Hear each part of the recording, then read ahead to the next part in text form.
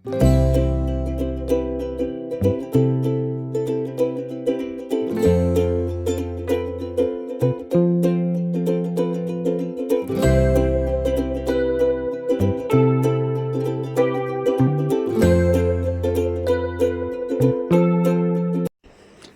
हाय, नमस्कार. कशा आहात सगळेजण? माहीत असणार श्री स्वामी समर्थ. सगळ्यांचा दिवस खूप छान जावो हीच ईश्वरचरणी प्रार्थना. तर आज आहे रविवार आणि रविवारच्या दिवशीचं रुटीन तुमच्यासोबत आज पूर्णपणे शेअर करणार आहे. त्याचबरोबर मस्त अशी केकची सुद्धा रेसिपी शेअर करणार आहे.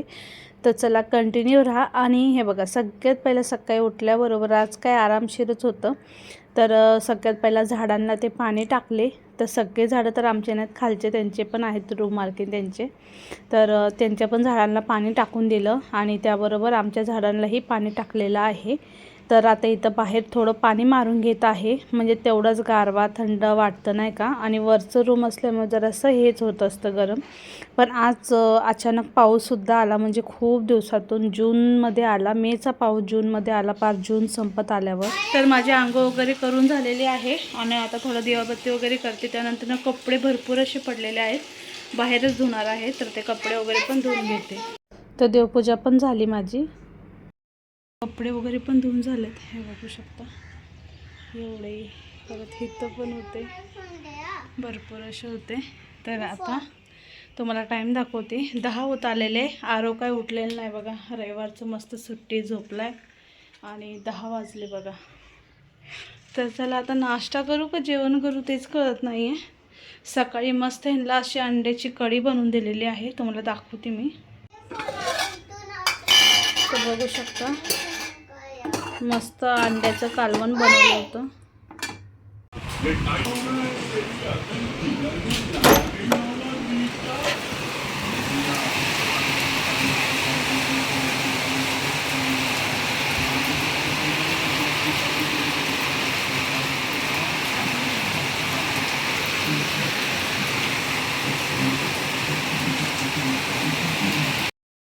तर आता दुपारचे 2 वाजले आणि पाऊस बघू शकता तुम्ही किती जोराचा येतो. खूप दिवसांनी आला पाऊस, खरंच पावसाची खूप गरज होते. फायनली आज आला, मस्त वाटते एकदम गारगार. तर बघू शकता पोरांचं काय चालू होतं, घर वगैरे बनवायचं आणि भरपूर असा पसारा करून ठेवलेला होता. तर रविवार असले की हेच असतं. आणि त्यानंतर भांडे वगैरे पण बेसिंगमध्ये भरपूर असे पडलेले होते. पण म्हणलं चला पहिला भांडे वगैरे घासून घेऊ, सगळं आवरून घेऊ व्यवस्थित असं. आणि त्यानंतर तुमच्यासोबत मस्त अशी मी केकची रेसिपी शेअर करणार आहे. आणि आज वातावरण एवढं ढगाळ आणि मस्त असं पावसाचं झालेलं ना, मग काहीतरी असं खाऊ वाटत होतं नाही का. चटपटीत तर ते पण खाल्लं आम्ही. पापड वगैरे तळले होते मी, कुरडई वगैरे ते पण खाल्ले. ते तर मी तुम्हाला कॅप्शन करू शकले नाही. कोणत्या कोणत्या गोष्टी आहेत की जे लगेच व्हिडिओ वगैरे करता येत नाहीत नाही का. मग तेच केलं. त्यानंतर भांडे वगैरे मी आहेत ते घसून घेत आहे. आणि त्यानंतर आता केक तर एवढं इझी आहे आणि खायलासुद्धा इतका टेस्टी झालेला ना, खूप म्हणजे खूपच. तुमच्याही पोरांना खूप आवडेल, तर तुम्हीसुद्धा एकदा नक्की ट्राय करा. तर आता इथे किचन वगैरे पण मी क्लीन करून घेत आहे, कारण की ह्या पसाऱ्यामध्ये करायचं म्हणलं ना नको नको होत असतं. त्यामुळे ना पहिला हा जो पसारा झाला आहे ना तो मी आवरून घेणार आहे आणि त्यानंतर बनवणार आहे. तर आता बघू शकता किचन क्लीन केलं की किती छान आणि किती फ्रेश वाटतं ना. आणि तेच आपण तसंच ठेवून करायचं म्हणलं ना, काही पण गोष्ट नको नको वाटतं, कारण की पसारा असलं की कोणाला आवडतं नाही का करायला. त्यामुळे पहिलं आवरून घ्यायचं व्यवस्थित असं घर आपलं, आणि त्यानंतर करायची कोणतीही रेसिपी असो काही असो. आणि आपलं किचन स्वच्छ असले की छान वाटतं. तर घरात 2 केळ्या होत्या, खूप पिकल्या होत्या. तर मी विचार केला ह्या केळ्या फेकू तरी का नाही का, म्हणून मग पिकलेल्या केळ्यांची एकदा रेसिपी शेअर केली. म्हणजे बघितली मी केक वगैरे कसं बनवायचा, आणि मी माझ्या मनानेच थोडाफार केलेला आहे. तर एकदम परफेक्टली झालेला.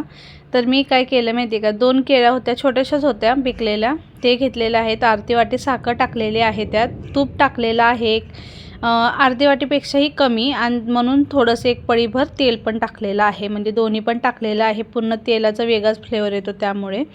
आणि त्यानंतर अर्धी वाटी दूध टाकलेलं आहे विदाऊट मलाई.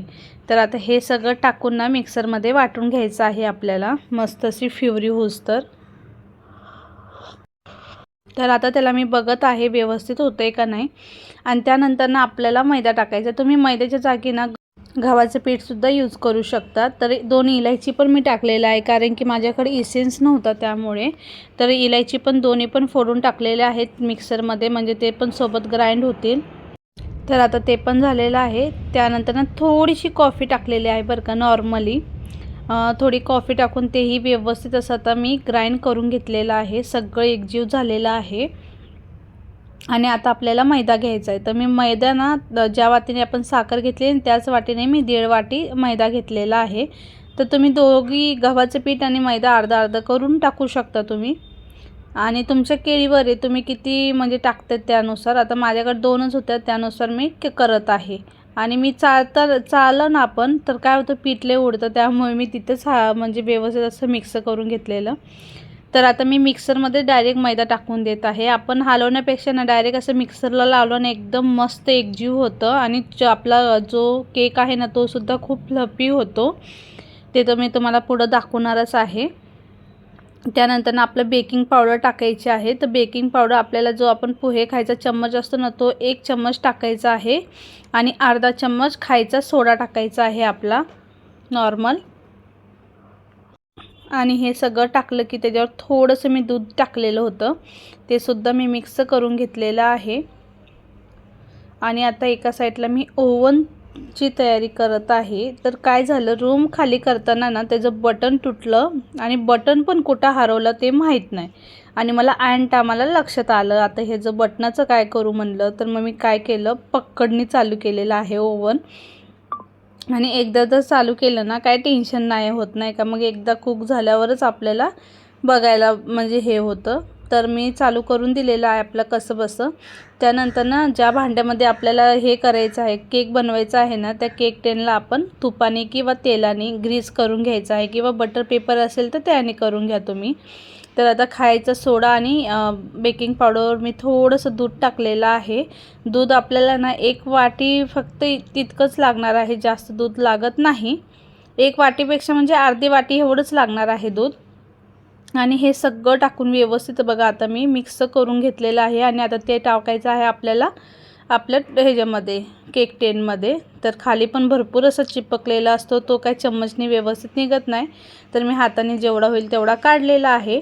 आणि आता ते सगळं झालं की त्याला टॅप टॅप करायचं. त्यानंतर ना आपलं काजू बदाम जे आहेत ना मी थोडेसे त्याला असे कुटून घेतलेले होते नॉर्मली. आणि आता त्याला आपण बेक करायला ठेवायचं आहे.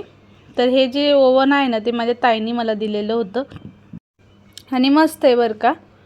पण एकच प्रॉब्लेम आहे, त्याची जी कॅन्डल आहे ना उबत्याची ती काय होती पूर्णकडे होत नाही, फक्त मध्यभागीच होते. त्याचाच थोडा प्रॉब्लेम आहे, मग मला सारखं चेक करावं लागत होतं. तर एका साईडला केक बेक करायला ठेवला, तोपर्यंत जे केकचे भांडे होते ना ते पण आता मी घसून घेणार आहे लगेच. नाहीतर काय होतं, तो तसाच ठेवला ना पसारा खूप वाढतो. त्यामुळे पुन्हा एकदा किचनवर कपडा मारला, परत जे जे भांडे घाण झाले ते सगळे आवरून घेतले. आणि आपण तसंच पडून ठेवलं ना भरपूर अजून वाढून जातात. त्यामुळे ना जेवढं आहे थोडक्यातच मी पटकन असं आवरून घेत असते.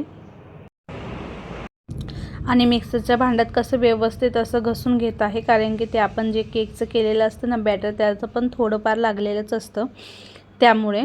तर आता झालेलं आहे माझं ऑलमोस्ट सगळं झालेलं आहे. आता थोडं हॉल वगैरे आवरायचं आहे. त्याचबरोबर म्हणजे मी कामंसुद्धा केलेले आहेत, कारण की पोरं ना इतके घर पसारा करून ठेवलेला ना आज खूप म्हणजे खूप. आणि त्यांना मारून झोडून हाणून काहीच उपयोग होत नाही. त्यामुळे आपण आपले कामं केलेले सगळ्यात बरे, नाही का. म्हणून मग मी माझे करून घेतले सगळे. आणि त्याचबरोबर आता केककडं पण लक्ष राहतं आहे माझं. तर बघू शकता केकसुद्धा आपला मस्त असं होत आहे, खूप छान असा. तर आता तो थोडा नॉर्मली फुगल्याने वाटला. नाही तर बघा पोरं दोघांनीही पसारा घालून मस्त निवांत पडले होते दोघं पण. शेवटी मीच उठले आणि दोघांना एक एक फटके दिले आणि दोघं पण मग वरडायला लागले माझ्या मागं.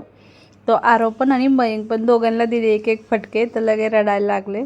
त्या मयंकला पण दिले, एकाला दिले की दुसऱ्याला राग येते, त्यामुळे दोघांनाही द्यावे लागतात. तर असो.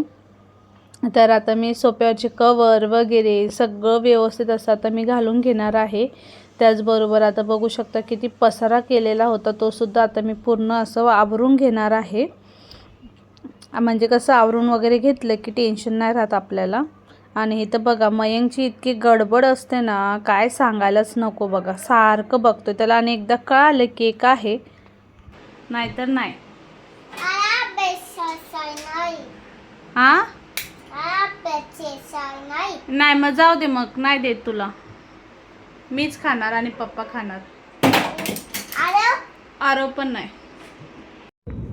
तर आता झालेला होता, तर बघू शकता कसला फुगलेला आहे केक. भरपूर असा मस्त फ्लफी झालेला, पण मग आतून कच्चा राहत असतो. कारण की तुम्हाला म्हणले ना त्याची उब अशी मीडियम असं पूर्ण कडक होत नाही नाही का, त्याच्यामुळं थोडा प्रॉब्लेम आहे.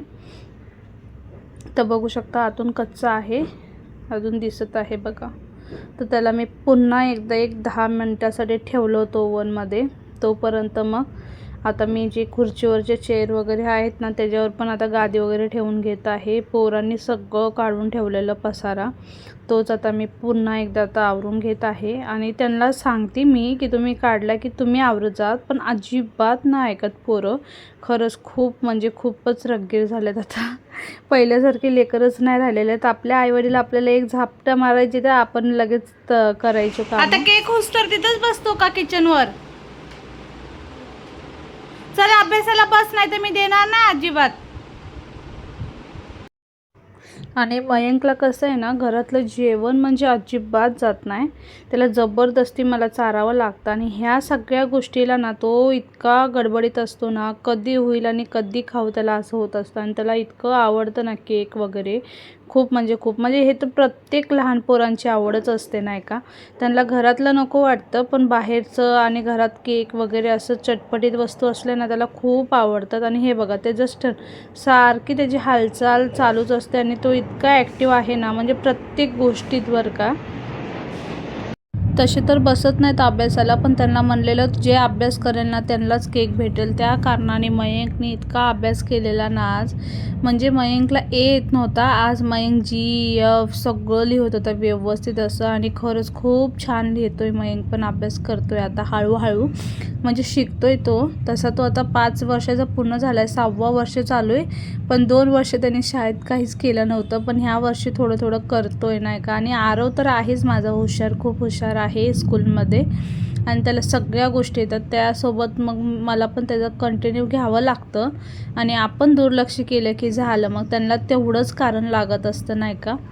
तर आता इथं बघू शकता मस्त असा आपला केक झालेला आहे.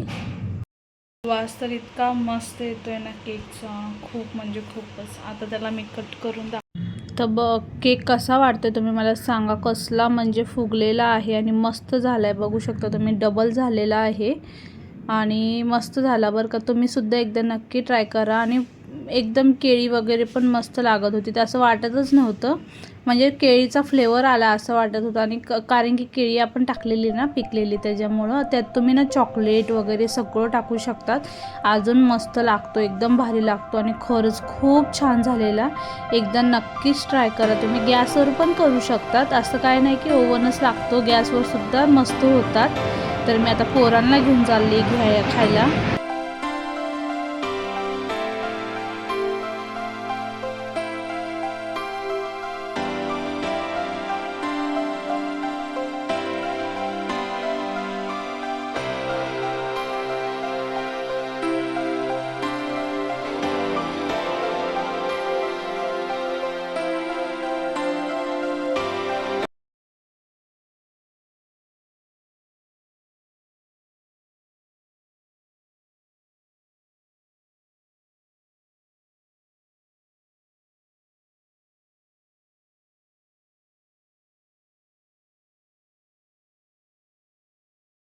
झालता हा, कसा झालता रे केक?